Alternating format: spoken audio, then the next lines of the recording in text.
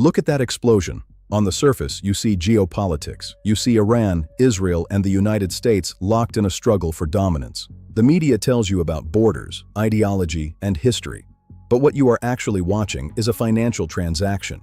A very violent, highly efficient transfer of wealth. When $1 billion worth of infrastructure and military hardware goes up in smoke, the media tells you the economy suffered a massive loss.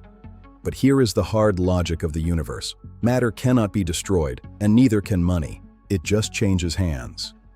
Today on Crazy World Forever, we are stripping away the political noise to look at the cold, mathematical reality. Who actually benefits from the destruction? And what is the hidden, untold secret of how governments compensate for billions of dollars in losses? Prepare to decode the illusion. To understand the secret of war, you have to understand the physics of money. Let's take a single interceptor missile used in defense systems like the Iron Dome. One of these can cost anywhere from $50,000 to several $1 million to produce. The taxpayer thinks that $1 million just vanished. It didn't. The moment that missile leaves the launch pad, its financial life cycle is complete. The defense contractor, Lockheed Martin or Raytheon, was already paid.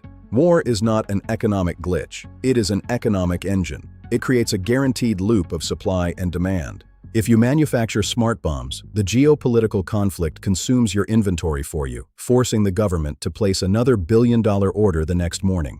The public absorbs the cost. The private sector absorbs the profit. The wealth isn't destroyed. It is vacuumed out of the middle class and deposited into military accounts. But arms dealers are only the first layer of the pyramid. The second layer is energy. The Middle East controls the arteries of global oil. Approximately 20% of the world's oil consumption passes through the Strait of Hormuz. When tensions rise, the mere threat causes global panic.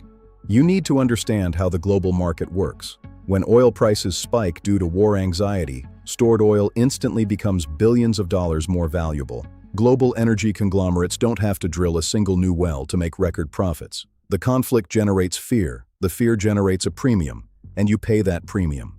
The conflict literally taxes the entire planet to enrich the energy sector.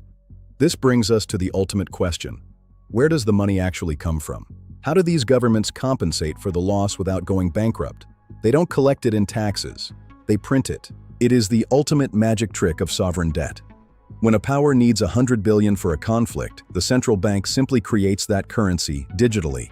But printing money doesn't create wealth. It dilutes the value of the money that already exists. This is the invisible tax known as inflation. How do they compensate? They extract it from your savings. When you pay more for groceries, you are quietly paying for the bombs being dropped thousands of miles away. The ultimate beneficiary is the central banking system, which issues the debt and collects the interest, binding entire nations to decades of financial obligation. And when the dust finally settles, the final phase of the algorithm begins, reconstruction. The exact same institutions will now offer high-interest loans to rebuild. Engineering corporations are awarded trillion-dollar contracts to rebuild what was just destroyed.